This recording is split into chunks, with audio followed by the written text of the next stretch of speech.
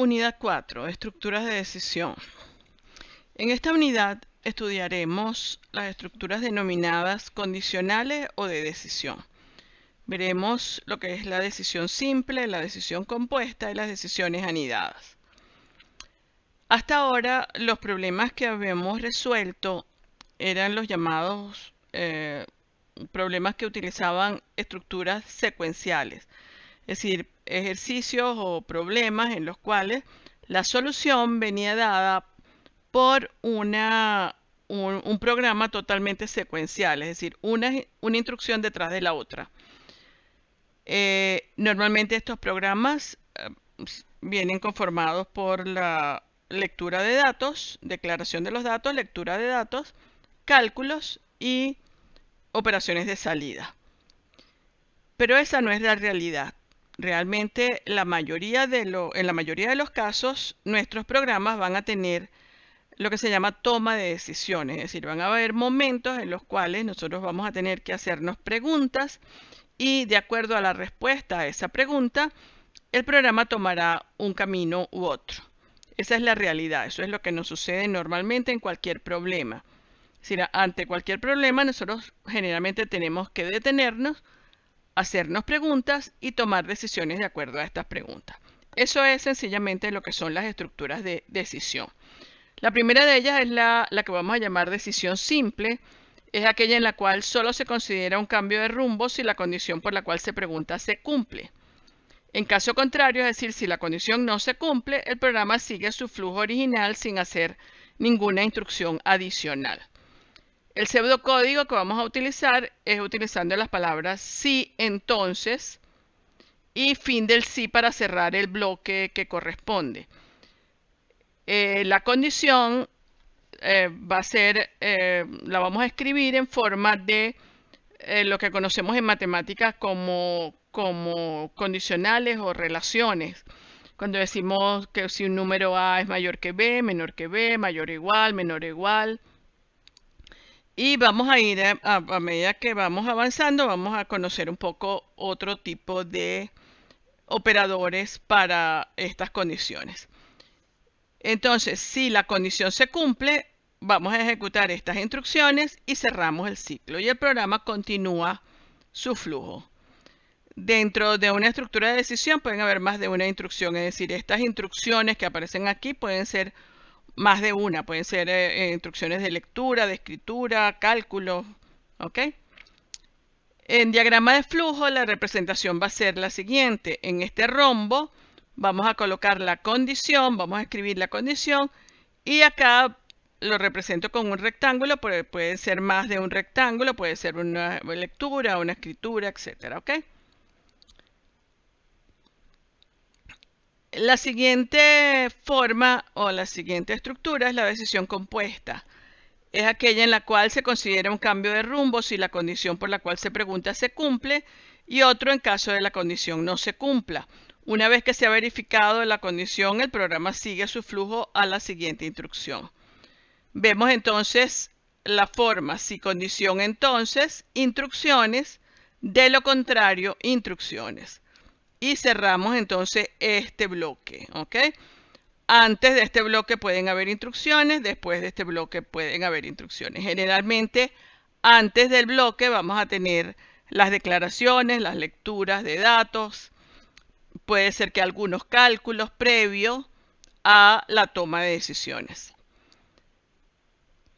De nuevo, la condición pues, es la pregunta y las instrucciones pues, pueden ser tantas como necesitemos. El diagrama de flujo entonces ahora tiene el rombo y por ambos lados, en el rombo tenemos la condición y por ambos lados vamos a tener instrucciones de cualquier tipo.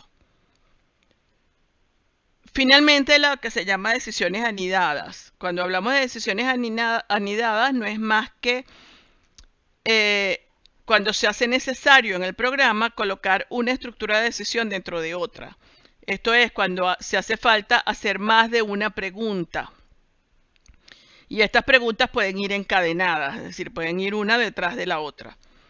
Y tenemos instrucciones diferentes para cada una de las preguntas. Se pueden dar todas las combinaciones posibles de anidamiento. Se recomienda que tratemos de no llegar a más de 3 niveles de anidamiento porque se presta confusión en el programa.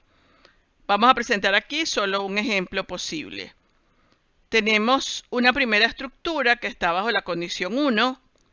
Como ven por los colores, pueden ver las formas de la estructura. Esta estructura tiene su de lo contrario acá y luego tiene el fin del sí acá. Son las que están coloreadas de marrón. Luego tenemos en la parte en que la condición se cumple una repregunta con la condición 2 que también tiene tanto su parte de respuesta positiva como la parte de respuesta negativa. En caso de que la condición 2 no se cumpla, hacemos unas instrucciones y hacemos una nueva pregunta. Si condición 3 entonces, y esta como ven es una estructura simple, solamente tiene la condición y las instrucciones. Esta estructura, la de condición 2, se cierra acá. Luego tenemos un conjunto de instrucciones y caemos entonces en el área de lo contrario de la primera estructura. Para este de lo contrario vamos a ver entonces que si la condición 4 se cumple, entonces es otra pregunta totalmente distinta, ¿verdad? Hacemos un conjunto de instrucciones, de lo contrario hacemos otro conjunto de instrucciones, cerramos y finalmente cerramos la primera estructura que habíamos construido. Como verán, estas estructuras son complejas, es decir, hay que tener mucho cuidado, ser muy cuidadosos en la forma como vamos haciendo estas estructuras, cómo lo vamos generando. En particular es muy importante todo esto que tiene que ver con el cierre de las estructuras, porque esto es lo que me dice cuál es el flujo de instrucciones que se van a ejecutar. Entonces hay que ser muy cuidadosos. Una recomendación es utilizar esto que estoy haciendo acá, que es lo que se conoce como indentación. Fíjense que si nosotros tiramos una línea recta hacia abajo, vamos a tener como un margen acá que une las tres partes de la estructura. Luego con esta azul hacemos lo mismo, con la naranjada hacemos lo mismo.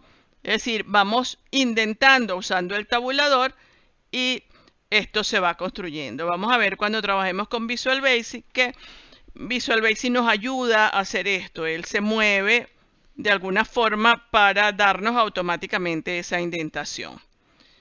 Aquí tienen lo que sería el diagrama de flujo de esa estructura que tenemos allá arriba. Tenemos una primera condición acá en el primer rombo.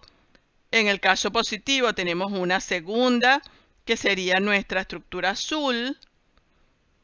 Dentro de la estructura azul, por el lado del no, por el lado del no tenemos un conjunto de instrucciones. Tenemos otra estructura. Y así vamos desarrollando el diagrama. Bien, en cuanto a la... Vamos a tratar de ejercitar, hacer un ejercicio para que vean cómo vamos a manejar el Raptor, cómo vamos a manejar los diagramas de flujo y para entender un poquito mejor todo esto, ¿ok? El problema que vamos a trabajar dice así. Calcular la edad de una persona conociendo su año de nacimiento. Reportar la edad de la persona y con un mensaje si la persona es niño, edad menor o igual a 12 años, si es joven, edad menor a 18 años o adulto, edad mayor a 18 años.